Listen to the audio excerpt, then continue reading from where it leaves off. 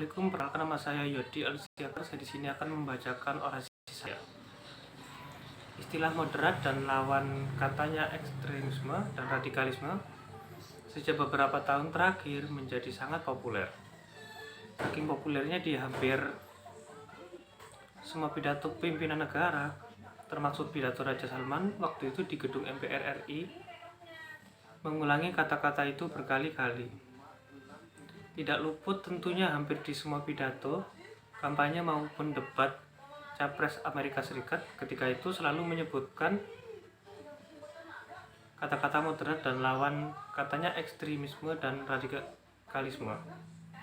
Dari zaman Bush, Obama hingga eranya Donald Trump, sekarang ini kata ini masih menjadi objek yang menarik dan menyenangkan untuk dibahas oleh banyak pihak. Bagaimana tidak menarik dan menyenangkan?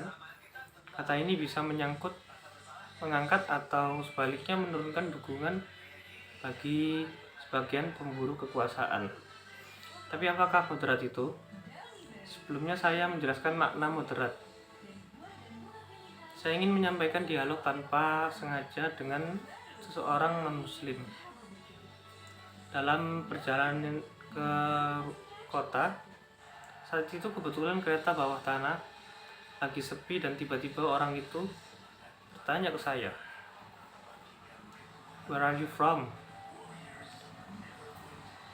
Lalu saya menjawab, "I'm from Indonesia."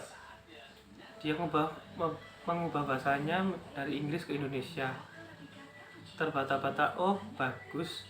Sama saya pernah ke Indonesia."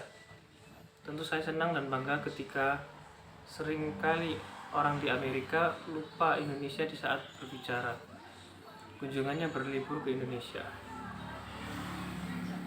Rata-rata yang diingat adalah Bali. Seolah Bali jauh lebih besar, lebih hebat dari Indonesia. Seolah Indonesia hanya bagian atau samping sebuah daerah terkenal bernama Bali.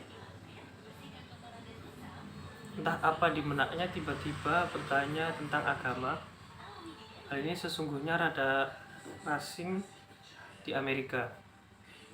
Agama dianggap urusan pribadi dan tidak perlu diumumkan, apalagi ditanyakan.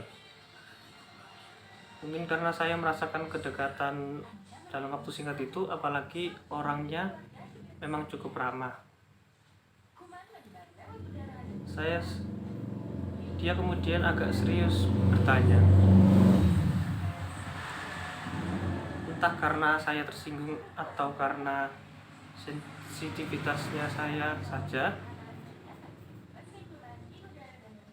orang itu melihat ke saya, walau berusaha tersenyum tapi nampak tak wajahnya ketidaksenangannya dengan pertanyaan itu.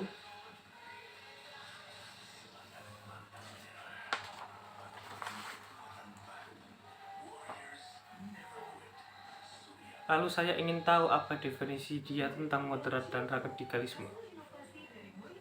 Mendengar pernyataan itu saya hanya diam. Tapi mungkin karena terlanjur memulai percakapan, intinya dia ingin mengatakan untuk disebut moderat, seseorang harus melakukan apa saja yang dilakukan semua orang.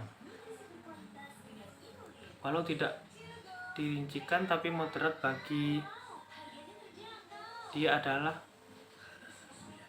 jangan dibatasi lagi oleh batasan-batasan aturan agama Anda. Mendengar itu saya kemudian teringat banyak peristiwa yang terjadi di dunia.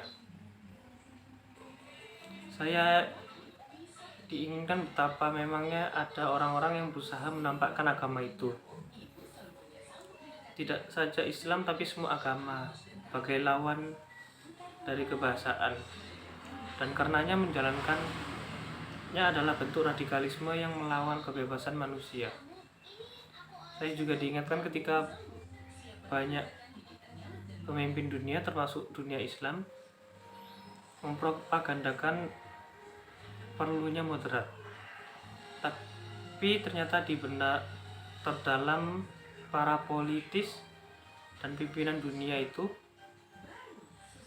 moderat dimaknai sebagai enteng saja dengan nilai-nilai dan ajaran agama. Karena ketika nilai dan ajaran agama yang ditegakkan, banyak pemimpin itu akan semakin tertangkap. Mengapa demikian? Karena agama itu ruhnya adalah mendukung kebenaran dan keadilan dan melawan kebatilan dan kezaliman. Dan inilah yang ditakutkan oleh banyak pimpinan dunia.